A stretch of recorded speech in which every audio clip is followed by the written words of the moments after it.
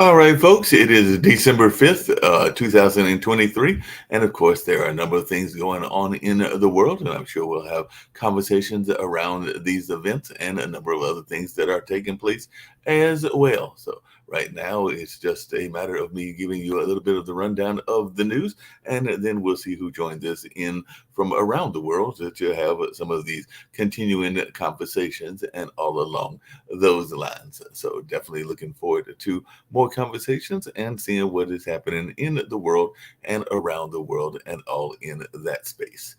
Apparently, Israel has struck in and around Gaza's second largest city in a bloody new phase of the war. So, Israeli forces have stormed Gaza's Khan Younis, and the hospitals have been overrun. So, that is something that we are seeing coming in from the Middle East, and definitely that is part of what is going on.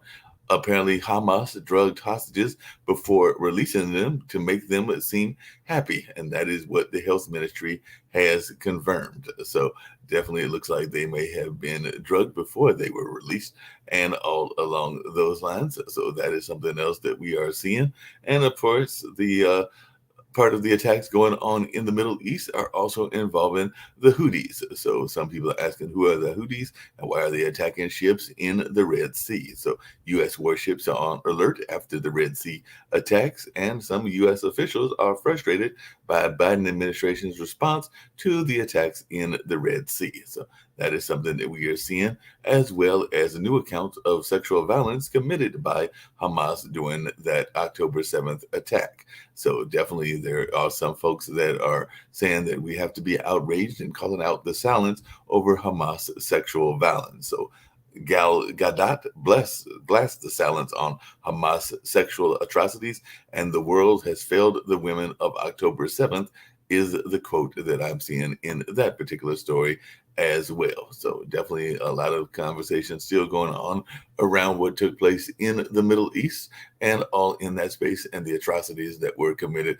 by Hamas. So that is something that is continuing to be a conversation. And then on the flip side of that, in a communist country, Kim Jong Un is making a tearful appeal for women to have more babies to arrest their declining birth rate. So, Kim Jong Un praised mothers' roles in raising communists and revolutionaries. So, she has urged women to be good comrades and give birth. So, she's definitely telling North Koreans to have more kids and all in that space. So that is something else that we are seeing as well. So definitely it is a call for those that are believing in the communist ideals to have more kids, particularly in that country of North Korea. And the UK has announced rises in salary thresholds for foreign worker visas. So, foreign workers' visas, there is a rise in the salary threshold. So, new migration measures will cut the numbers moving to UK by 300,000. So, there are tougher visa rules unveiled in a plan to cut migration in that part of the world. So, that is something else that I was seeing in the news. And of course, if you're wondering about how the weather is impacting things, there was a 7.6 earthquake that sparked a tsunami warning that left one dead and widespread panic in the Philippines. So the earthquake hit south of the Philippine capital, and it definitely prompted evacuations, as definitely that was something that was going on in that particular nation as well. And apparently, the fossil fuel industry has nearly quadrupled registration as the climate summit since last year, according to a watchdog report. So, definitely a record number of fossil fuel lobbyists are attending the COP28 climate talks that are going on in the UAE. So, we're seeing a lot of folks that are lobbying for fossil fuel, and I'm sure folks may have some thoughts around that story as well. And of course, we do know that Modi's BJP swept India's India regional elections. So it looks like that is something that is going on, as he is apparently cruising to a third term. And we know that drones have been parts of various attacks, but there was one that took place in Africa as well, particularly in Nigeria. But a Nigeria airstrike mistakenly killed worshippers at a religious festival. So a religious service was bombed. 120 civilians were reported dead in a Nigerian military attack gone awry. So apparently it was an army drone that struck accidentally and killed at least 85 civilians, and their army has taken responsibility for that particular act and all along those lines. And Putin's Gulf state visit is defying the push to isolate him over the war. So Putin is to visit Saudi Arabia and the UAE on Wednesday as he makes a rare abroad visit to those two countries. And it definitely looks like he may be going against the sanctions that had been placed against him and all along those lines. So definitely that is some more of the news that we are seeing. And I'm even seeing some news coming out of New Zealand, because apparently in New Zealand, thousands are marching against the new government's reversal on some policies and everything. And apparently the New Zealand Maori politicians are protesting King Charles at a parliamentary opening. So I know that he's in Australia, but definitely Shaquille may have some thoughts around that as well. So definitely a lot of people are seeing what's going on in that space. As a matter of fact, I see an article that says Charles or skin rash, Maori's MP's oath of allegiance to King sparks translation debate. So apparently there's some debate as to what he said and to how he should have said it and all along those lines. And I've mentioned Guyana before, and apparently Guyana said that they will stay alert after the Venezuelan vote on the territorial dispute. So they are going to stay alert, knowing that that particular country may be attacking them and all along those lines. And in Ukraine, another night of unrest gripped many Ukrainians as Russia launched a fresh drone attack. And definitely that is something that we are seeing in the news as Russia and Ukraine exchange large-scale drone strikes overnight, and Ukraine claims it downed 10 Russian drones amid the aerial attacks in various regions and all in that space. So that is something else that we are seeing in the news. I know a lot of times here on the network, not just on this show, but other shows, we talk about education. And apparently there is more news about how the pandemic had a toll on schooling and all in that space. So apparently math scores dropped globally, but the U.S. still trails other countries. So that is something that we are seeing as mathematics and reading skills are in unprecedented decline in teenagers. The learning loss hit the U.S. hard, but it's bad or worse across the world. So definitely we're seeing that with the exams and everything, that a lot of people are talking about education and how the education is on a steady decline and all in that space. So one of the other stories that I did not get to, and that's probably one that I'll open it up to the conversation about, is that a certain Supreme Court judge had passed away recently. I believe that was last Friday. That was Sandra Day O'Connor, who was definitely a pioneer in the sense that I think she was the first woman appointed to the Supreme Court, if my memory is serving me correct, and all along those lines. But she is definitely one that was a pioneer, and some people saw her as a moderate. There are some people that saw her as a conservative, and definitely will be interesting to see what people's recollections of Sandra Day O'Connor were and all along those lines. And maybe she might have even had some interesting thoughts about some of the cases that the Supreme Court is hearing now. Because as I mentioned yesterday, the Supreme Court is hearing a tax case that is drawing calls for Justice Alito's recusal. So they're asking Justice Alito to recuse himself from this particular case. And they're saying that the court case over $15,000 could cost the government trillions, as it is the Supreme Court to hear a case that can make it harder for Congress to tax the rich. So that is something else that we are seeing in the news. And don't forget that there is a fourth debate that'll be taking place on tomorrow. We might be talking about that a little bit in world politics as well. But DeSantis, Ramaswamy, Haley, and Christie are those that have qualified for the fourth GOP debate, according to the Republican National Committee, and all in that space. So definitely it does look like that is something that is in the news and that will be taking place on tomorrow as well. So definitely it looks like even the news with Santos is going on, because Santos has turned to Cameo, which is a social media outlet, after his expulsion from Congress, and apparently gets hired by Fetterman to take shots at Bob Menendez. So apparently John Fetterman has trolled Bob Menendez with George Santos cameo video. So apparently there is some of this being used to target each other and all along those lines. And it looks like 3 university presidents will be facing grilling on campus anti-Semitism, which I know is something that Shaquille and others have definitely brought up on a regular basis at a House hearing. So that'll be taking place today as well. So college presidents will have to answer to the House Republicans over anti-Semitism response. So this will be interesting, but it looks like Harvard, MIT, and UPenn have basically been the center of campus anti-Semitism, according to key GOP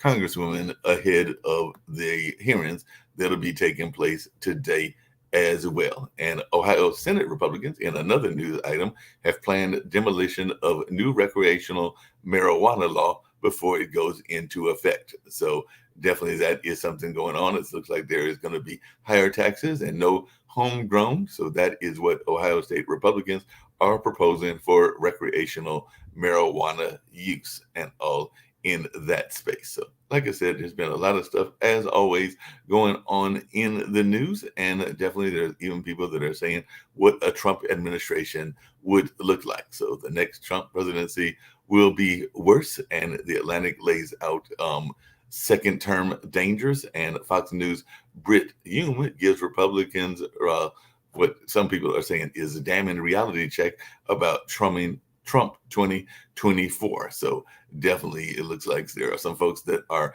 wondering what will be going on in that space and along those lines. So definitely does look like Biden condemned an anti-Semitic rally at a Philadelphia falafel shop. So pro-Palestinian protesters in Philadelphia were targeting an Israeli-owned restaurant and chant accusations of genocide. And the White House has come down and condemned the pro-Palestinian protests at the Philadelphia restaurant as anti-Semitic. And then Al Shapiro had rebuked the Philadelphia protesters for chanting outside the restaurant owned by Pittsburgh-raised chef. So definitely looks like there are some folks, including some folks that might be surprised that folks are going in a certain direction with their protests as well. But like I said, I'm going to bring in our fellow panelists, see what they've got to say about a number of the stories that I brought up, including Sandra Day O'Connor, because I did say that I was going to bring that up on yesterday, as that justice did recently pass away, and all along those lines. So I'll bring in Nick Palveda. He's the attorney in the House, and all along those lines, it looks like it's just me, Nick, and Shaquille at the moment and everything. But what is your thoughts? I know that she had some controversial views. She had some views that were considered to be more moderate and all along those lines, but you are You're frozen, Mark. the Okay. one of us that has gone before Sandra Day O'Connor. Did you ever go Oh, before no, Sandra Day O'Connor? when I took my case before the Supreme Court, Sandra J. O'Connor had already retired, so she did not sit on the bench. Uh, but just to let you know, there are some interesting things going on the tax court case, because what they're saying is that if the money is offshore and you have it brought back onshore, you can't tax it. That's kind of like what the argument is, because you don't have access to it. So we'll see how that goes. And even though this amount in controversy is only 14,000, there are companies that have 14 million, 14 billion trapped overseas right now, and they're not paying taxes on it because they haven't, quote, recognized it because it hasn't come back in the United States. So it'll be a very interesting case, and the whole world is, at least the tax world's following it. Now, there was an interesting story that I heard, Mark, Yes. yesterday. There were three people. I think it was Snow White, Superman, and Pinocchio. You've heard of them? Walking down the street, and they saw a contest. The first contest was a beauty contest. Snow White walks in, and then a little while she comes out and says, "I won first place." And they all clapped, thought that was wonderful. Then they kept walking down the street, and there was another contest. It was the world's strongest man. Superman says, "I'll try it." He walked in, and then Superman said, "I won first place." Then the third one was the biggest liar in the world. And Pinocchio says, "I'll try this one." Pinocchio walks in, then Pinocchio leaves and said, "I didn't win. Who the hell is Donald Trump?" Anyway. That's a good joke and everything. We're going to bring in Shaquille. Shaquille is actually one to deal with some tax Australia, mate. notions and see what's going on those in problems Australia. down in Australia. See, they don't have our politics. They don't have our population. Remember, we have the state of California is bigger than the whole country of Australia. And very interesting, the southern states, North Carolina, South Carolina, Georgia, and Florida are bigger than the whole population of Australia, to give you an idea. And our economy is bigger than that. So, we're one of the largest nations in the world and the largest economy in the world. That I keep reminding people that when we broadcast overseas, that's kind of like how it is. But there's some interesting things that are going on. I saw the New Zealand Maori, but then there's no details, so I have no clue what the arguments are. They just say there's a problem, and then you can't find anything out. Now, Venezuela and Guyana, I think this is very interesting because this is over oil in Latin America, Mark. And when there's oil, there's money. When there's money, there's war, potentially in our backyard. And to my knowledge, the Biden administration hasn't said anything. In other words, it's like Venezuela is going, we are claiming this, and apparently they got the population to vote. And Venezuela is a failed state, like it or not. They're not doing well. They're one of the richest countries in the world that are broke as they lean toward apparently a pretty corrupt communist system that isn't working.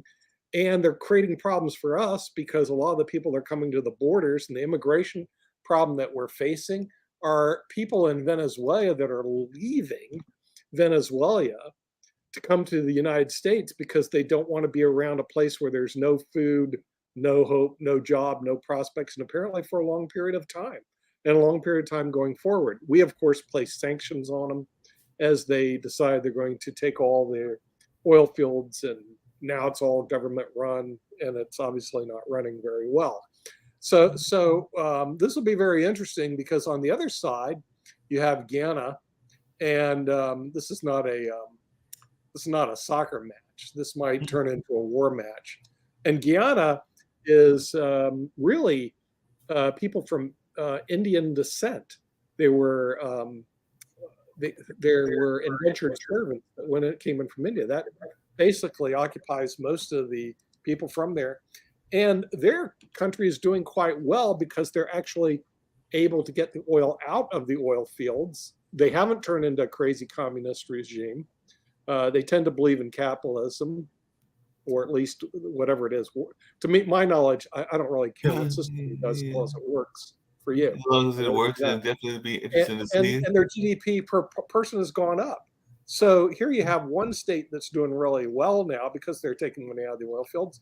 Another one that has the most oil, more oil than Saudi Arabia, and they're a failed state. So we have a little bit of a problem here. And I think the United States needs to focus a little bit more on Venezuela and Latin America. Yes, we overthrew a lot of countries, but maybe rightfully so. We overthrew a lot of dictatorship. So maybe rightfully so, and maybe this one needs to go also. I mean, Yeah, but that's sometimes we don't always overthrow the dictatorship. Sometimes we have relationships because they are seen as allies with the dictators. I keep coming back to Nicaragua, that's but right. there are other countries as well that we felt that they were our allies and served as more of a allyship that was beneficial to us. So therefore, we forgave them of some of their injustices. Nicaragua comes to mind. The Philippines come to mind, which I did the story on the Philippines earlier. A number of other places. So sometimes the kind of the rule of engagement and the rule of diplomacies and how they play in our political landscape and our international landscape play a role as well. I want to come back just briefly to Sandra Day O'Connor, and I definitely want to hear from Shaquille. I'm going to bring in Sasha as well because I think he still has a question from yesterday for me and everything along those lines. But apparently, because I know that on this show we've talked about this notion of people wanting to appoint people for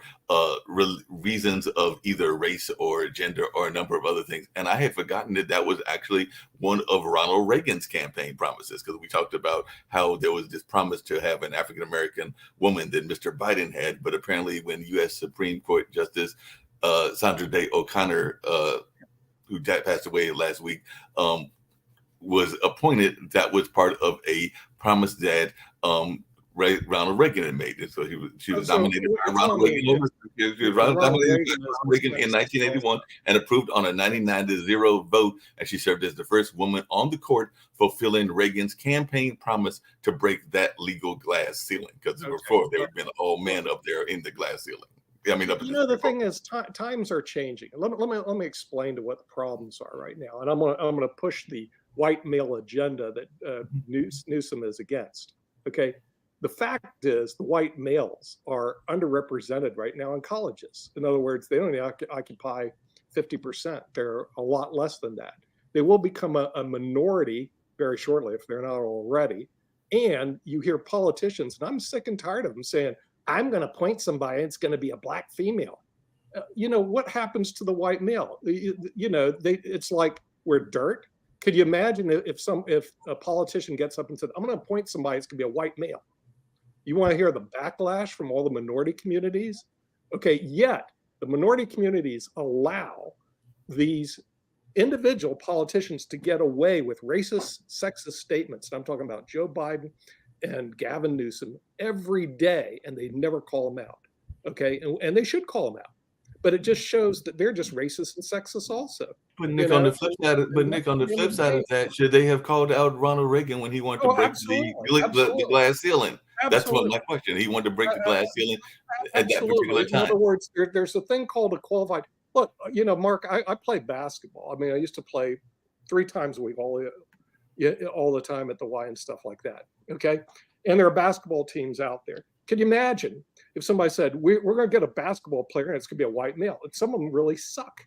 Okay, that's not how you choose your team. You choose your best player. Well, there was a whole movie made about that. It's called White Man Can't Jump and everything. Politics, you don't choose your best player. You choose them on race and sex. So if they just say Gavin Newsom and Biden would come clean and say, look, I'm racist and I'm a sexist.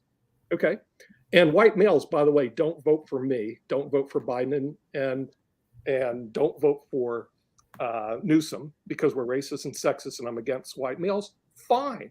Come clean, baby, because that's the way it is. Well, Nick, that's an interesting standpoint. But one of the things I was getting ready to ask Shaquille, because like I said, I was going to spend part of this on Sandra Day O'Connor, but I know from talking to Shaquille several times on this show and everything that he has been and correct me if I'm wrong, but a big fan of government overreach. And apparently that is something that was one of Sandra Day O'Connor's big appeals and everything, was that she was a fan of breaking down this government overreach. And apparently she had a healthy respect for federalism and protecting individuals from the intrusion of the far-off federal government. So in the 1992's New York versus the United States, she penned a majority opinion opposed to federal commandeering of states. And the same commitment to federalism is what motivated her dissent in the 2005 Gonzalez versus Rock case, in which the majority ruled could criminalize homegrown marijuana even in states that legalize it. And we're seeing some of that going on in Ohio as well. So is there a quote? And then I'd love to hear Shaquille's thoughts, because I've heard you talk about your thoughts around some of this overreach of government, where she said this overreaching stifles an express choice by some states concerned for the lives and liberties of their people to regulate medical marijuana differently. She wrote, continuing, whatever the wisdom of California's experiment with medical marijuana, the federalism principles that have driven our Commerce Clause cases require that room for the experiment be protected in this case. So they did, in this particular article I was reading from the Los Angeles Daily News, say that they disagreed with some of her cases, but she did seem like she was one of those people. And I've heard you even on this network say about the overreach of the federal government and all along those spaces and everything. So just wondering your thoughts on this woman. And some people are saying that she was definitely a great American. Matter of fact, this article was saying, oh, Connor was a great American and rest in peace. But I just wondering your thoughts on this overreach that apparently she was a fan of going up against. Well, I think that makes sense. She was I think, a relatively moderate, pragmatic justice. It would make sense that she would be against government overreach, given that Ronald Reagan appointed her. So I think that was great. I just want to clarify once again what I've said on previous shows. I don't have a problem with the idea that after women got the vote, after being shut out from being able to vote, being shut out of the workforce for a period of time, that there was a deliberate attempt to be able to bring them into the workforce and to make sure that they had opportunities to get into management roles and things like that, which displaced the majority of people in those roles who were white males at that time. For the same reasons, I don't have a problem with affirmative action being used in order to let blacks in America or other minority communities around the world and the United States who have been systematically held back because of things in the past, to allow them to have the opportunity to get ahead. What I do have a problem with is where it is happening to the degree that it's happening in 2023. And every time it doesn't happen, as Nick has pointed out, as soon as somebody's employed who's a white male and straight, all of a sudden they are somehow society's nemesis. And I don't think that's fair. I don't think that being racist and anti-white towards white people is the solution. I think that that's divisive. I think it's caused way more problems today than anything that it could hope to achieve at this point. And if I can just give you an example, I just wanted to see the financials for the Perth Mint. Doesn't matter why. I was just curious what was happening over in the Perth Mint. It's a 68-page document. In the what? Perth Mint. It's a government-owned gold corporation, which mints gold coins and gold bars and things like that. It's one of Western Australia's biggest exports is gold. Really? So I'm looking at their financial reports. They turned over 27 billion last year. It's a 68-page report. 20 or 30 pages of it is talking about they've got 47.9% of the workforce are women, and this percentage of the workforce are minorities, and this percentage of the workforce, identify as LGBTQIA+, was the initials I think they used, and all this other stuff. And I'm just sitting there going, look, dude, I mean, fine. I want to know what your current holdings are and what your financial reviews are. You're not interested in DEI? Right? But then they're talking about how we disabled people that work. Look, this stuff is just not relevant. And I don't know why people are making it relevant in places where it shouldn't be. That's exactly the reason why I said what I said yesterday about the Department of Energy. Why is Joe Biden spending or committing to spend billions of dollars on funding HSBUs, well, HBCUs, whatever it is, right, in order to make sure that there's fairer representation about climate change issues that disproportionately affect people of color? What are you talking about? Just fund the resource, get the research, get the best people that you can get to try to enhance the current energy environment in the United States. What the hell is all this? And it's buying votes. It's buying votes. I mean, the thing is, I can look at, technically I'm Hispanic. So I thought, well, I can change my identification because one of my relatives is the Eleanor who was the Queen of Leon and Castile, and one of my great-great-grandfathers was the King of Castile and Leon, which is now called Spain. The Brits called it Castile and Leon. So I'm also a descendant of Robert the Bruce, direct descendant of the Plantagenet kings, including King Edward I, Edward II, and III. So I have all these mixtures. Now, what do? Say, hey, because it'd be more advantageous for me to be Hispanic, say, I identify now with Eleanor of Castile and Leon, and I'm Hispanic. I mean, this stuff becomes absolutely ridiculous. Well, It'll become more ridiculous as why more can't people become mixed race. They're going like, are you serious? You know, But and that's Elizabeth Nick, Warren can do it. Why can't you do it, Nick? Nick I mean, and so I'm Shaquille, hold on a Hispanic, second. so Hold on a second. now I'm underprivileged. No, And, but you hold on know, a second, Nick and Shaquille. One of the things I was going to say, because it actually came up on one of our other shows. It was actually on yesterday, and I believe it was Dr. Anthony's show that deals with education. She's an educator out of DC and everything. And one of the things that came up in the All Around show, which has been a long running show here on the network, is this notion of some of the division that even goes in our communities, because apparently there is a pool of people that are going into the elite Ivy League schools, and apparently it is a disproportionate. You might find this interesting, Shaquille. A disproportionate amount of non that are Black students that aren't necessarily from the United States. So apparently there's a disproportionate amount that are coming from like the African nations and the Caribbean nations, as opposed to those that are from here in the United States. So I think that there have been a couple of decisions, including the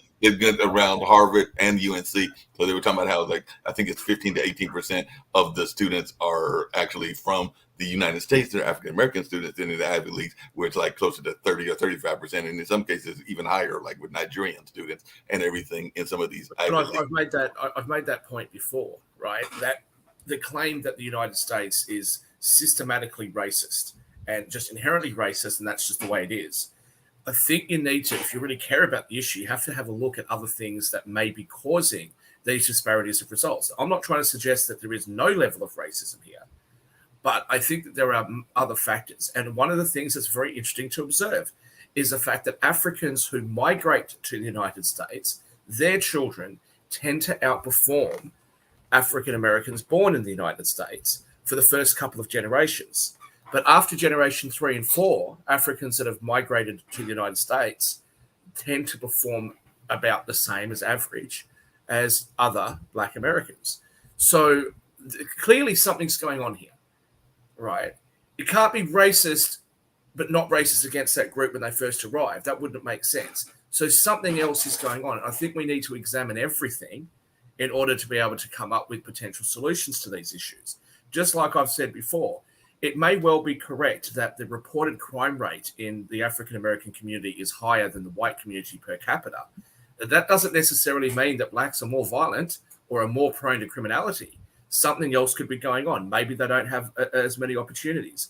Maybe younger people are falling into traps because they're desperate. They've been held back. They haven't been able to access a high quality education. There's all sorts of other things that are going on. But when you look at the raw results and you see things that I keep bringing up on the show, you see that the majority of Black kids that go into the adoption care and foster care program will age out of the system without ever being adopted, without having any kind of community around them. That's an absolute tragedy, and that shouldn't be happening. There's no conceivable thing that I can understand as to why 90% of the juveniles that are sentenced to life without the possibility of parole are Black. Clearly, there are issues here. But I think that when we just say, well, it's just racism, and then we do things, not just your country, mine as well, we do things that to me just make no sense. One of the proposals was that they should lock more white people up for longer and let Blacks out earlier. I mean, does anybody want to have that solution? But this is the sort of shit that the politicians will come up with. And it just doesn't make sense. Neither does it make sense to just let people out based on their skin color. Right? Neither does it make sense when you have these little petty annoyances, like the newspapers in America capitalizing the word Black but not capitalizing the word white. Oh, what does that prove? What does that prove other than to have a big percentage of the population just go, oh, to hell with this, I've had enough? Well, what they do, Shaquille, is that they enhance Fox News. And if you look at Fox News, they're totally off the wall on the other side of the spectrum. But I can see people gravitating to them. The minute you get slapped in the media, and they slap white males all the time like we're dirt. Then you go to Fox News. You just go, okay, I got sick and tired of listening to Joe Biden, Gavin Newsom slap white males around like we're dirt. I'll go watch Fox News. But then you see Fox News, and they'll vote with their feet. They'll vote for Donald Trump. So who's creating Donald Trump? It's the Democratic Party. Then you see how inconsistent Fox News is on some of their positions. So when the Roe v. Wade case was overturned in the Dobbs because of the Dobbs decision in the Supreme Court, Fox News was out there saying, look, we're not saying it should be illegal. The Republicans aren't saying it should be illegal. There's nothing happening here. It's just going back to the state legislatures where it belongs. It shouldn't be a federal issue. Almost immediately, what's his name from South Carolina? Lindsey Graham decides that he'll start making a motion to make a federal ban, and now that's what the Republicans are talking about, is having a federal ban. And Fox News are like, oh, well, that seems like a fair enough thing.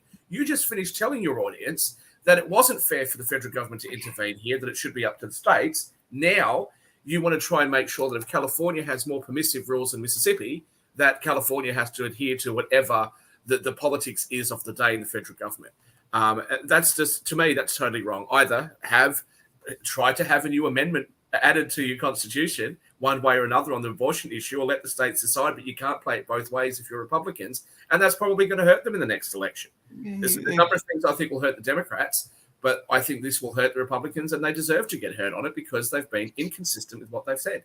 Hey, speaking of inconsistency and everything, I know that one of the things that a lot of politicians, definitely wish Steve was here, but he's not, but a number of politicians talk about infrastructure. And we just recently here in Durham, North Carolina, appointed our mayor. And one of the things that the new mayor, Leonardo Williams, who, by the way, has been on Pod TV a couple of times, has said that he wants to do is build our infrastructure. So he's saying that we need to think about transportation, transit, and mass transit. And we also need to be focused on affordable housing and connecting with young people. His exact quote is, we have to put W-2s in the young people's hands earlier. We have to make sure our kids are not bored. We have to have a robust recreational program for that. And I look forward to bringing those to reality real soon. And you'll be glad to know that he was also one of those people that wanted to see some changes done within the criminal justice system as well, in the way that we maybe do some of the prosecutions. Well, you know how much of a supporter I am of the Innocence Project, so I hope that there is some real reviews of these things, but I don't think there really is going to be, because I don't think people care.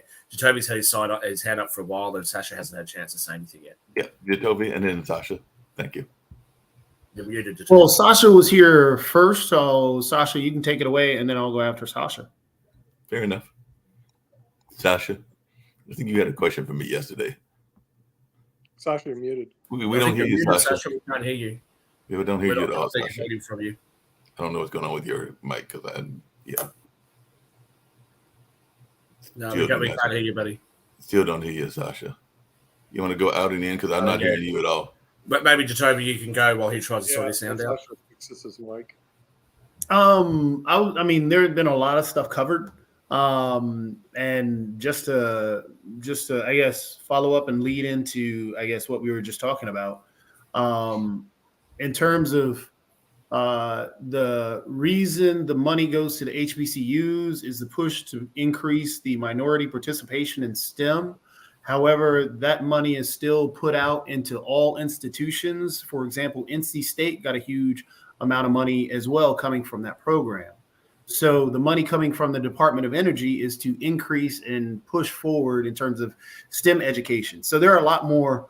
HBCUs have historically been underfunded, hence the reason there's been a lot more push to put more money back into the HBCUs. And there's nothing wrong with that. It's not a racist or anything like that. In terms of participation for white males in colleges, or white men in colleges, and it's underrepresented and so on and so forth. 73% of faculty in colleges is white participation. So minority participation is actually low in comparison to what is going on across the nation. So the increase in minority participation in colleges can help students and increase academic scores, which is what we all want. So there's nothing wrong with trying to increase participation across the board and push diversity.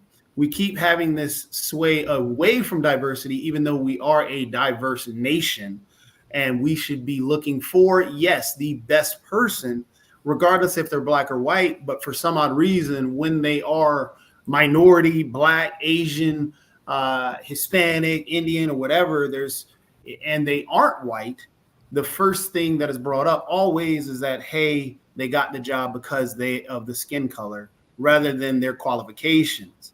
And we have to, as a culture or as a nation, celebrate things that happen. For example, in South Carolina, there was the first African-American female prom queen in 2023.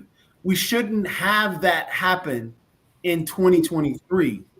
It should be, we all want idealistically want hey, the skin color doesn't matter, but we do have to be honest about the world and the nation that we live in, because in that nation that we live in, we talk about black on black crime, but don't talk about white on white crime. And that is just as prevalent in our society. They are on equal playing fields. Yes, there are more white people in jails because there are more white people in society. However, statistics wise, if we look at the actual percentage wise, it's a higher percentage of minority participation in the jails than any other population. Or minority. So we just have to look at these things. And yes, it's true. We have to understand the histrionics behind it, that there are things, because you cannot judge and say, well, there aren't that many white NBA basketball players, so therefore the NBA is white. That's completely different. That doesn't hold water in comparison to what we're talking about. When a minority person, just based on their skin color or even their name, can get denied a job, can get held back in terms of the pay, because we know that there's a pay gap, and that is an equal pay gap. That includes women as well, because there is a pay gap for women. So all these things we do have to look at and do have to understand and be honest with ourselves that they are legitimately there, and we have to work towards them. The more we can acknowledge them and the more we can be empathetic towards them, the more we can work towards them and actually improve our situation in our society and get by the whole idea that there was a first black prom queen. Or in Murfreesboro, Tennessee, they are banning LGBTQIA relationships. So we have to stop that. We have to be idealistically at a point where we can all agree, hey, it shouldn't matter, but currently it does, and we have to be honest about that. In terms of the infrastructure is something that I think we should all work towards, in terms of the U.S. especially, because the U.S. is behind everybody infrastructure-wise, from mass transportation to even the internet and so on and so forth. So infrastructure is a great thing, and it should be a good bill. And in terms of dealing with affordable housing, we got to figure out some way, or else we are going to continue to have people starve and die. We're in winter here now, starve and die in the middle of a winter just for not having the lack of housing or the lack of food. Yeah. Okay. Sasha, just really quickly, because it was Sasha's turn, and I don't know if I can hear him and everything. Sasha, can you hear say me? something? Yeah, I can hear you now. Yes. Excellent. Mark, get ready. You said on several programs, including yesterday, you said that effectively the Hamas people knew what they were doing by attacking Israel on October 7th. And they said, according to you, that they are martyrs, ready to die to prove their point. Do I understand you correctly? What I said is that I heard an interview with one of the Hamas leaders, and that the Hamas leader basically said that he knew that that attack was going to be would amount to a suicide run, and that part of the issue that he had was that he was not a fan of the two-state solution. So in their mind, they were undermining the two-state solution. That is what I heard from the interview that I heard. But you repeated on this program several times. So you I repeated it because I was repeating what I heard in the sense of giving, and I gave them the credit. I never said that I said it. I said that that is what I heard and everything. No. But if you repeat this story several times over and over, it means you believe and you support that story. Otherwise, you wouldn't repeat it so many times, right? No, that does not mean that at all. Part Really? of But why part do of you what a repeat journal- it? part of Why what a do you journalist repeat does, it all the time? journalists would repeat a lot of things that people say with Really? not necessarily You believing what believe they are that. saying. Okay, I am a obviously, if journalist you by repeat trade that, and you everything. believe So I think that that I have. story. Because if you wouldn't believe it, you wouldn't repeat it so many times. Am I correct? No, that is Or you not don't correct. believe And it, but you that, keep Sasha, repeating it. It doesn't make Sasha, sense to me. that is not correct in the sense of the way that journalists work. Journalists repeat a lot of things that people say, whether they are trying to find out the truth, or part of what I was doing was actually giving that side of the story. And I was actually giving the fact that Hamas has said that they were undermining the two-state solution. And there have been others that have said that as well and everything. So I think that I was doing the job of a effective journalist, but that's just what I feel. Maybe you feel differently. Mark, I feel is absolutely incredible that you would repeat so many times something what you don't believe in. So just say that, yes, at least at that time, maybe you don't believe it today, but at that time when you kept repeating and repeating the same story, you believed at the time in that story. Otherwise, you're not sincere. Otherwise, people will not believe you, what you're talking about. I believe that they said what they said and everything, and I can believe what a person says Why without do you necessarily repeat believing the something what standpoint. is Hold on a said second. by I don't have to believe the criminals and standpoint. I don't murderers? have to Why believe the you keep standpoint in order to repeating bring it on up and this everything. show something that what repeated by liars and criminals, and you responsible journalist, how you can keep repeating this lie over and over and over? I'll tell you why it's a lie. Because now when Israel unleashed its attack against Hamas, so if they were prepared to die, go and fight Israelis one-on-one. Kill as many Israelis as you can. Fight them. Instead, you're going underground and you're hidden among civil population of Palestinians who are being killed just because of that, because of these murderous, horrible people. They are hiding among civilians. That's what truth is. And you don't tell us about that. Why? No, I have told about that as well. I've told about About what? the folks that have been locked. When I've did told you it. tell that they I've are said it on my show. hiding? I've said it on other shows So as they well. are I've not said that Hamas is martyrs. a terrorist You're trying, organization. no, Mark, I've said listen that to several me. times and everything. No. No. You're not painting them as martyrs who had an ideas and they're ready to be killed for their ideas. No, they are pathetic, horrible murderers and liars who are hiding behind civil population. That's what they are. So why are you keeping repeating what the murders there are, and they're sacrificing their lives for great ideas or so on? They are horrible. Hey, Sasha, people. we let Adam talk favorably about Mr. Putin, and I do not think Mr. Putin did a great thing in the invasion of Ukraine. But Adam has a certain opinion, and we allow him to have that opinion and everything, whether we agree with that opinion or not. And therefore, if there are things that are being reported that I want to There's a shine big light difference on and between- everything, then that is a fair thing to do and everything. It's So a great difference with what Adam is saying here. Adam is behaving as a clown. He is behaving as he is going to be next president of the United States. He's full of it, and so you decided to keep him on and let him say all these idiotic things. And okay, if he has fun doing that, I have fun pretending that Putin is the greatest leader of all times. He's equal to Napoleon and Genghis Khan and combined. Mark, you made a comment earlier today, earlier in the show. You brought up an issue about the Maori protests in New Zealand. and I wanted to hear about it, but I don't know about it. without going too far into this, what the complaint is that after the last election, race was in part a big part of the last election in New Zealand, and the election happened on the same day as the referendum in Australia, which also had a big part of that, obviously, is race and the treatment of our Indigenous people.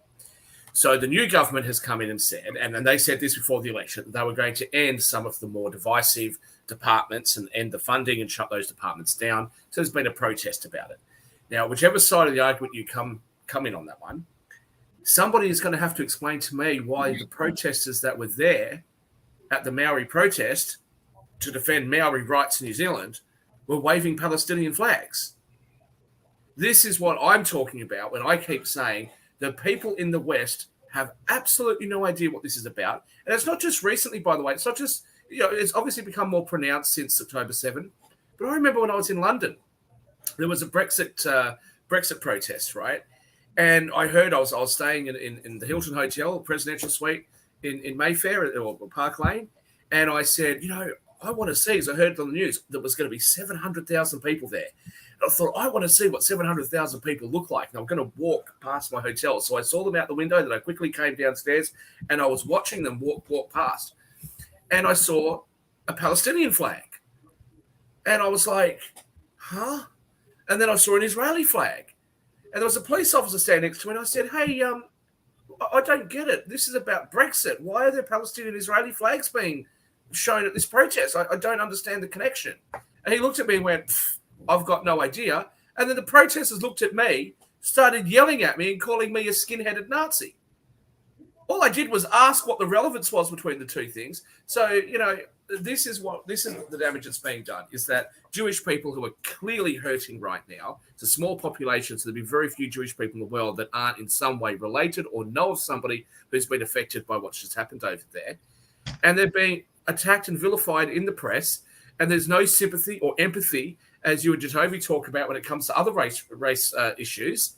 There's no empathy at all being shown to the Jewish people because of some, I believe, misguided attempt to show support for Palestinian sovereignty. I'll let you respond. No, well, I definitely hear from Jatovi. Jatovi's got some thoughts. We got Steve with us as well. He just joined us, probably from DC. Looks like he's looking very smart and very happy there, Steve, with a big grin on your face. Good morning. Good morning and everything. But just really quickly before I get to Steve, and I definitely hear from Jatovi as well. One of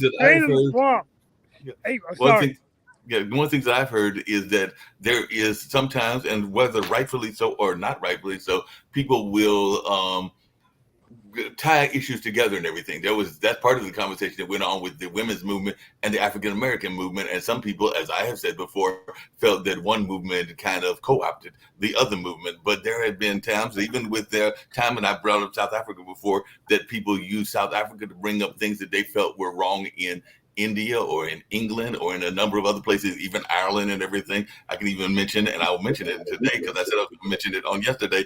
But, we talk about Zionism and everything. One of the biggest proponents of Zionism, ironically, was a black separatist, and all in that space. He was also a supporter of the Irish movement, and that was Marcus Garvey. Marcus Garvey was actually a big supporter of Zionism. Again, you just look, if we go through jump in real one quick by one rather than just going over, it's somehow Indigenous rights in New Zealand is somehow connected to Palestine. Let me jump in and explain. Let me. Oh, yes, so please. In a protest, yes, just as Mark pointed out, plenty of people bring out other flags and other things to talk about at a protest. And it could, and they feel that it's related, or they feel that at that protest they can make it known or talk about what they want to talk about. So yes, people will bring other things to other protests. So that's nothing wrong with that. That's a norm in terms of dealing with protests and movements. At Black Lives Matter, there were tons of other discussions. At just as Mark pointed out, at the women's marches, there were tons of others. At even, heck, the Trump rallies, there are tons of other things that pop up. That is normal. In terms of the whole saying that nobody has sympathy for the Jewish people, that is incorrect. That is really incorrect, because the problem right now is that you are very hypersensitive You and many others who are very, very pro-Israeli are extremely hypersensitive when they see a Palestinian flag. How am I Those pro? same pro- Can I Guys, finish my sentence? am I Can pro-Israeli? I don't care what you Can have to say. I have to finish my sentence. I let you talk the whole time. You didn't yesterday. So again, so you are hypersensitive to that. Those who are pro-Israel or pro-Palestinian are very hypersensitive to seeing the pro-Israeli flags as they pop up. So they don't see the sympathy or empathy for Steve, those can you get over the barriers and enter the building? There That's you the go. question. There you go. You're Why talking you over me. I didn't talk over you at all. Yeah, because we've only got a few minutes You didn't left. talk over me.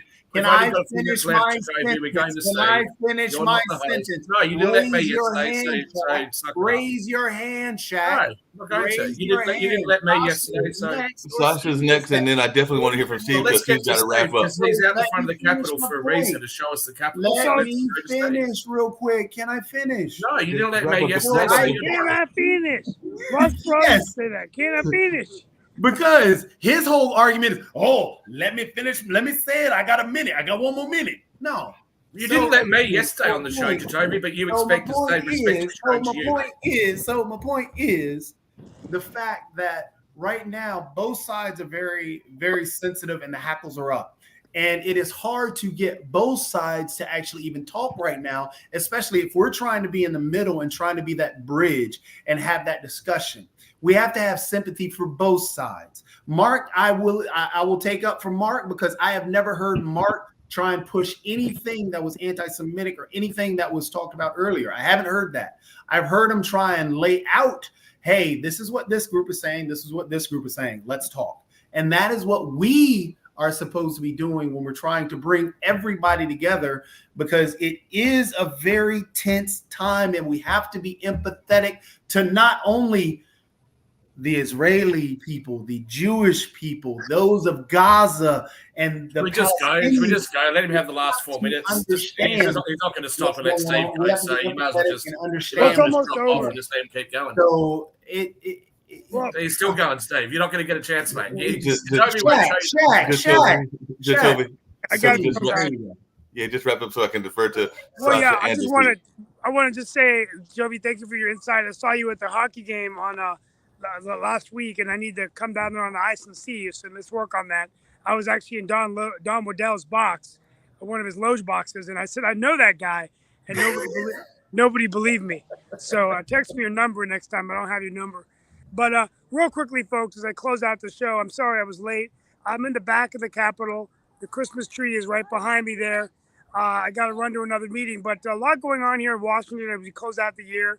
Everyone in North Carolina is excited about Medicaid expansion. We're going to talk about the Israel war. Everybody in Congress is talking about that right now. What I'm hearing, politically speaking, even among Republican circles, there's a real strong belief that Nikki Haley is going to emerge as the nominee of the Republican Party.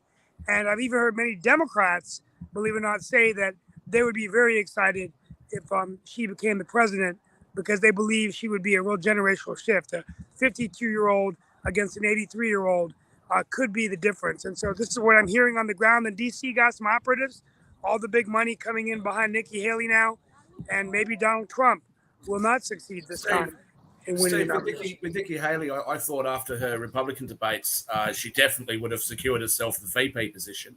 If she became the nominee, who would you put money on for who her running mate would be? Who would be her VP if she was going to be president? It's hard to say. I mean, everybody really doesn't know, right? I mean, maybe Gavin Newsom, which could be dangerous because why would she pick Gavin Newsom to be her? Oh yeah, he can't. He's a Republican. He's a Democrat. No.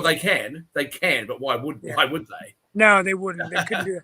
But I anyway, would have thought that DeSantis wouldn't be the logical pick because they don't get along very well. So I'm sorry I couldn't open up the show from DC, No, but it's really exciting to be here. Hoping I can live here one day as a congressman. I'm working on that strategy, but it's a really wonderful place. It's a beautiful city. Today I ran to the Lincoln Memorial, saw some memorials, and now I've got a meeting with Josh Stein, who's running for governor here in DC. We're meeting for lunch, and then I'm heading back home. Back to North Carolina, but I'll be back on probably later in the week, And So, can we look forward to your name being on the Democratic ticket in 2028? And if you are on there, do we still get you to come on the show? yeah, That's the well, good question, Steve. maybe a presidential cabinet. I don't know if I'll be on the ticket, but you never know. U.S. Senate's open in 28. So, but and Jessica Holmes is going to be the state auditor, first Black woman to serve on the Council of State. That was a surprise. And Durham's mayor was just elected, sworn in. He called me the morning of his swearing in. We're going to talk about a lot of North Carolina politics. And all eyes on Governor Roy Cooper. What will Roy Cooper do? My prediction is that Roy Cooper, if Biden does win re-election, I think he'll be named the Attorney General of the United States. I think it's a job that he would do very well, and he could go from there to running for the presidency in 4 years. If he doesn't win, I think he'll run for the U.S. Senate. Hey, Steve, haven't we already seen a North Carolina alleyway? Because I think the CDC head actually came from the CDC in North Carolina and everything, that being Mindy Cohen and everything. So we've already had one North Carolinian that has gone into the government, if I remember it correctly, because isn't she the one that's running the CDC now? Yes, absolutely. Are you suggesting that Merrick Garland would be replaced by Roy Cooper? Folks, I've got to run to a meeting live from the nation's capital. I feel like I'm on CNN. This is Steve Robb reporting from the nation's capital. Kickoff Manu Raju, whom I met yesterday, by the way, for a cup of coffee. Great guy, Manu Raju. We can get him on. He's a good guy. But this is Steve Robb signing off. Thank you very much. We'll be back next week. I feel like a CNN reporter. What the hell? You did a good job with that and everything. Thank you. All right, I know we're going to go to Ukraine, Russia, and China. Endless ramble. You've got the floor. You can continue on and on and on and on and Well, on. we have Ukraine, Russia, and China. Sasha had a question. Sasha had something that he wanted to say, so I was curious what he wanted to say. I wanted to say what's happened yesterday in Toronto, which completely contradicts everything what you, Jatovi, just said 5-10 minutes ago. There was a rally in Ottawa, pro-Israeli rally, at 1 o'clock. So there were 17 buses chartered to start in Toronto at 8 o'clock. So by 12:30 they would be in Ottawa, and so people could attend. We are talking about. Okay, sorry, I have to leave. Bye. Oh, that's the other show. I was like, what am I hearing in the background? It's Sasha's other show. But yeah, we're going to wrap up because he's going to go to Ukraine, All right, Russia, and China. I'm going to respond to a couple of things that Toby said. So, firstly, Toby, you can say that you want to be sympathetic to both sides. I can say the same thing. I don't know why you think I am ultra sensitive about Israel and I'm pro-Israeli. I've told you repeatedly. I come from a majority Muslim family, okay? And so I know that most Muslims around the Middle East and around the world don't support, for example, what you put your hand up for supporting yesterday, which is a two-state solution, okay? The Palestinians don't want a two-state solution. The two-state solution has lost support now in Israel. That's why I keep bringing up, if it's not going to be a two-state solution, what other options are there? But if you're going to insist that the two-state solution is what we should have when that's failed every time it's been tried now. Give me a solution and stop complaining about me. But you don't have one, Jatovi. You don't have Give one. me one. Give me saying, one. I'm not even going to talk to you. We're going to carry on like this. Cool, because if you're not going to give me one, then don't sit here and complain about me. Don't tell me what I can and can't If do. you're not going to give me one, then don't sit here and complain about me. I was actually responding to some of the things that you said. Now, if you don't want to hear it, I'm not interested in arguing with you. Okay? Oh, that's okay. It's Divide okay. a different solution. The audience that would like to know more about these topics can find out on other shows that you're not on. Okay. Because obviously now you're just going to be argumentative and talk over me and not let me finish my point. So it's okay. But Shaquille, one of the things he was asking was what the solution was and everything. So definitely, I just wanted to hear the other solution. I've heard of a one-state solution where the government is actually. Okay. So when I say that we need to have a conversation about what the solutions should be, your question to me then is, well, Shaquille, what's the solution? I don't know. I'm saying neither do you.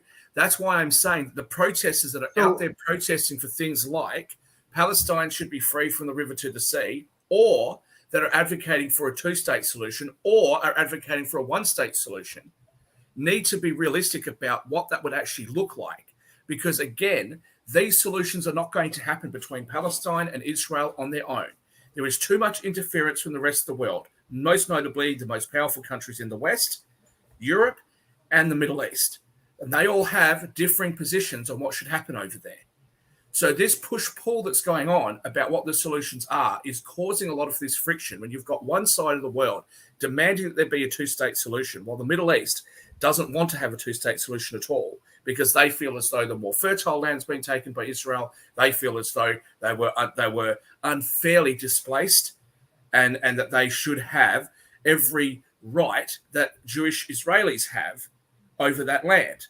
This is a complicated issue. So don't come back to me after I've said that and say, well, Shakil, what's the solution then? That's why I'm very careful about going out there and taking a specific strong side when we don't know what all the ins and outs are. That's why I keep saying I don't understand why university kids and college kids in America want to go out there and say horrific things to Jewish people that are living in the West, right, to try to make them feel unsafe, to try and make them feel vilified over issues that they have a very poor understanding of, and an issue that I would dare say nobody really knows exactly what the solution is going to be, because it's going to require negotiations amongst many countries, not least of which would be obviously Palestine and Israel. So I think that this argument is quite silly. The other thing I'll just very quickly say, Jacoby, when you were talking about race relations before, you made a number of very sweeping statements and said, well, these are just facts, such as the pay gap and all these different things. You feel that those facts, and so you're saying no, they're well documented. By Hold on a second. Shakil, you were making points about what you wanted to say about the race relations as well. I think that he's good at talking over people and then gets mad when somebody points out that what I had said was a fact. It is well documented in history. It's traced back through history. And sure, he could have kept going with what he said. Just don't say that it's my opinion. These are things that are just documented, and he can try and debate and figure out ways to mislead or misrepresent what is written down, but just don't say that it's just my opinion, because then, and this is why he and I get into these tete-a-tetes, is because he keeps making it personal when it's not personal. It's just facts, and he's got to be able to understand that, and that's something that I guess he has to learn how to deal with. But in terms of the two-state solution, that is what has been the U.S.'s stance for decades. It's been what the Arab stance was pushing for a while. It's why the occupation was part of the problem. And even before October 7th, it actually was one of the solutions that was out there and did actually have some support. However, it got turned down up under Arafat. It got turned down the Palestinian Authority and even Hamas at one point, but it hasn't been offered up again. There have been the Palestinians felt slighted on both negotiation side, but either way, it was turned down. And but it at this moment, it isn't something that anybody's going to think towards. And it is one of those things that, that we should, because it is, again, part of the war that was even pointed out in Shaq's talking points, is that they're upset about, it feels like they are part of that land as well. Or so. And just as Lee is asking how many times do they need to turn it down before you get the hint, honestly, I would keep pushing for it and keep trying to work towards a solution. It's much better than thousands upon thousands dead. And it's much better than having because Hamas doesn't want a two-state solution because there's money involved. Netanyahu didn't want a two-state solution. He was funneling money to Hamas. There's a lot that it is a very complex situation. There are a lot of players in there. There's religion. There's they didn't want 47 borders, 67 borders. It doesn't matter the amount of borders as long as there's peace. I would much rather have 100 borders than just, hey, let's bomb each other or continue the whole argument over occupation. So yeah, it's a very complex situation, and there has to be a work towards a solution. The two-state solution is an option, but it's something that right now, due to the fact of the bombings and the wars and the killings going back and forth, nobody's going to think towards. But if you take away the agitation, that was the position at the beginning, and it could have been the position still. And it could allow for the Palestinian people who want some type of governance that isn't corrupt. Hence the reason how Hamas came into power is because the individual who ran, the group that was there prior was corrupt. Hamas, the individual who ran his campaign, he sounded legitimate. He sounded like a sane person in a way they wanted to get out of the corruption that they were just under. But it turned out that dude was even more corrupt than the group that they were up under. So now they haven't had elections, and 50% of the population has never voted. So it is complicated. And even going in to try and, yes, we understand the human shields. We've talked about that multiple times. But there's got to be a better way, and we have to figure it out. And offering suggestions and solutions is the best way to go about it. And we cannot keep condemning everything and saying, oh man, that's just a dumb idea. Oh, you don't know nothing. Well, the people and the protests, because I know one of the issues that people have and expressed on this show even, why they don't even understand, or these people who are protesting saying even free Palestine. They're saying it because of a reason. It's not to destroy the Jewish people or the Israeli people. Yes, there are extremists who are in there who chant, from the river to the sea. Those are extremists. They're the same thing as the people in Charleston who were fighting over the Confederate statue. Those are the individuals that we don't listen to. We know their position. We know how extreme they are. We should work with the individuals to figure out, what are you talking about with the Free Palestine?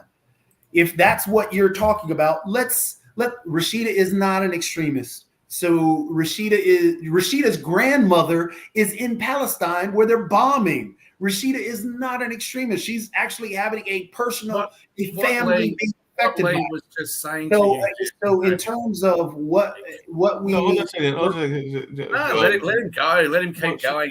He could just keep talking for half an hour more. Keep you going. Said you left. So I'm acting like you're not here. You're correct intelligence, mate. No, but Jakil, what were you going to say and everything based on what Lee said? The comment that was made by the backstage guest is about Rashida being an extremist is because a lot of the people that go to those protests and say from the river to the sea, Palestine should be free, are not actually extremists. They're uninformed and they don't know what they're saying. They don't realize that what they're saying is that they're calling for the eradication of Israel. They don't know that.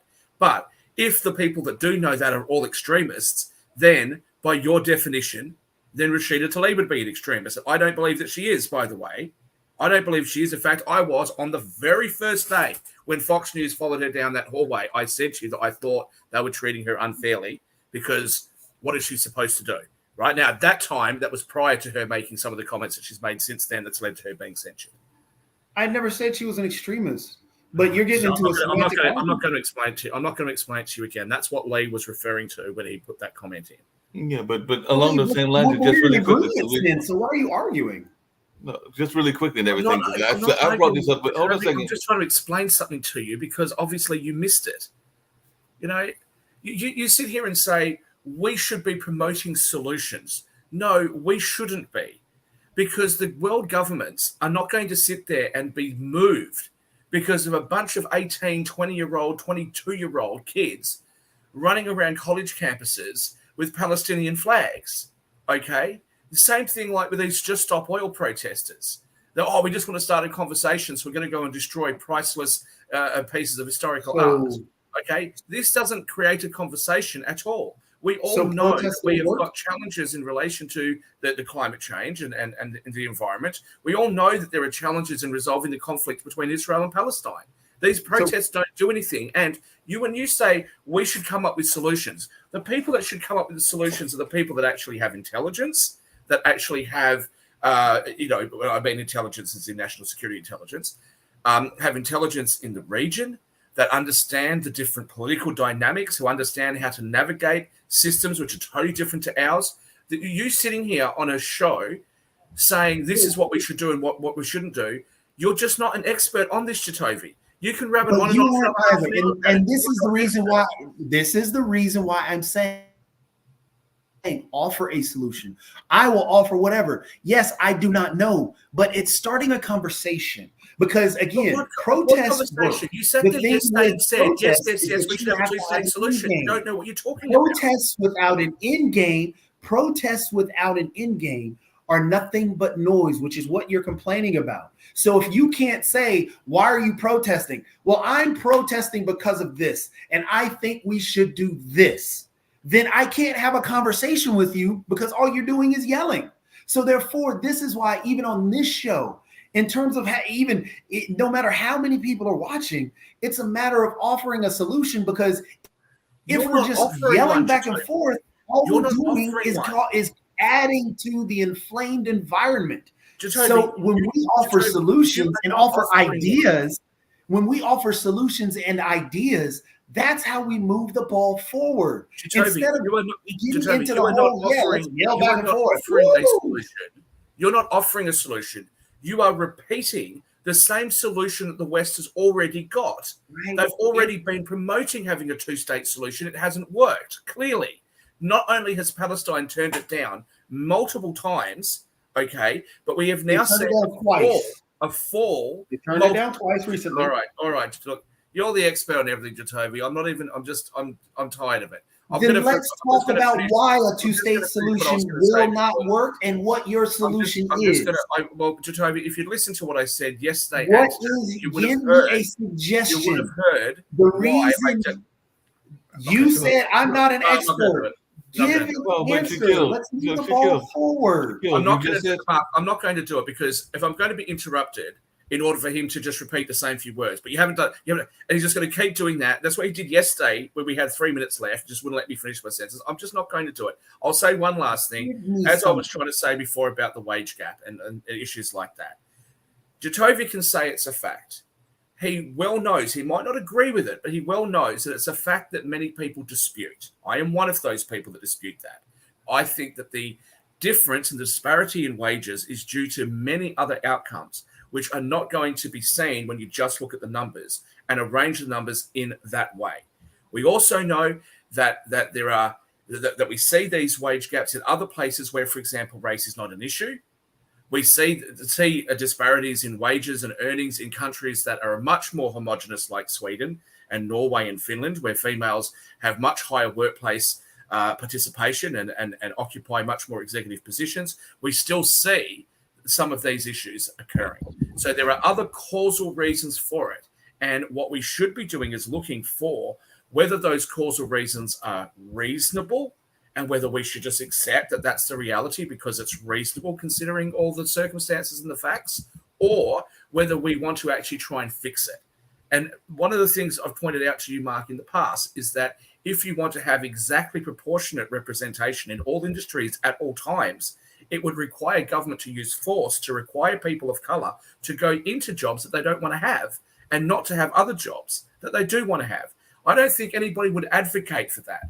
So I think people have to be realistic about why some of this disparity exists. I'm not saying that none of it is because of racism or sexism or anything else, but not all of it is. Now, Jatovi, if you don't agree with that, that's fine. But when you just try to make blanket statements of these are just facts, they can't be argued with, and I'm correct, okay, you don't leave any room whatsoever for an examination of those facts. I'm done, buddy. See you later. Have a good day. Okay, just to point out to your New Zealand fact, or that, oh, well, that doesn't exist, or, well, it's different. No, there is a wage gap between male and female. Women earn 89 cents on a dollar compared to a male earning $1. And they even point out the inequality is even starker among certain ethnic minorities. So the wage gap exists regardless wherever it is. And yes, there are factors, but it's the same everywhere. Women are paid less than men everywhere. Minorities are paid less everywhere. It's so we have to stop denying these facts to come up with some funky way of justifying it's okay for women to be paid less. It's okay for minorities to be paid less.